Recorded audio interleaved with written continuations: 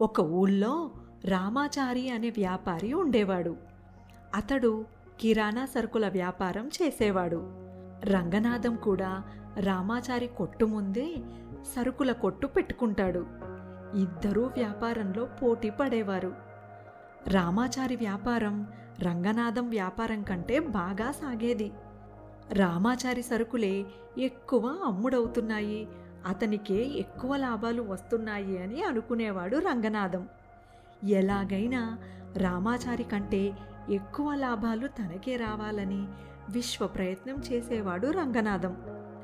రామాచారి కొట్టులో శంకరం అనే వ్యక్తి పనిచేసేవాడు. ఎన్నో ఏళ్లుగా అతని వద్దే నమ్మకంగా పనిచేస్తుంటాడు. ఓ రోజు రంగనాథం శంకరం వద్దకు వచ్చి, చూడు శంకరం, నువ్వు ఇన్ని ఏళ్లుగా రామాచారి వద్ద పనిచేస్తున్నావు కదా, నీకు ఎంత జీతం ఇస్తుంటాడేంటి అని అడుగుతాడు రంగనాథం. ఏదో ఇస్తుంటారులేండి, తిండికి బట్టకు సరిపడా అని అంటాడు శంకరం.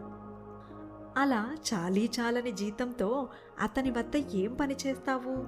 నా వద్దకు వచ్చావంటే అంతకు రెట్టింపు జీతం ఇస్తాను అని అంటాడు రంగనాథం.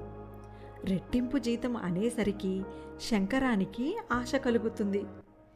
ఎన్ని రోజులు ఇలా చాలని జీతంతో కష్టపడుతూ బ్రతుకుతాను, రెట్టింపు జీతం ఇస్తే తన జీవితం సాఫీగా సాగిపోతుంది అని అనుకుంటాడు శంకరం.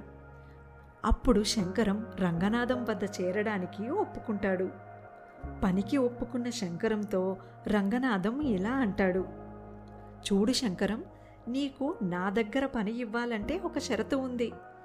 రామాచారి వ్యాపార రహస్యాలు, కిటుకులు నాకు చెప్పావంటే రెట్టింపు జీతంతో నా వద్ద పని ఇస్తాను అని అంటాడు రంగనాథం.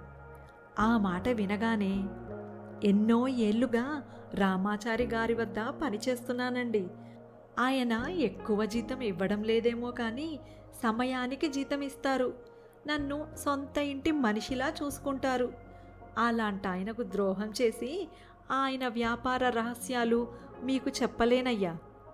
ఎక్కువ జీతం అంటే ఆశపడ్డానే కానీ నమ్మక ద్రోహం చేసేవాడిని కాను నేను.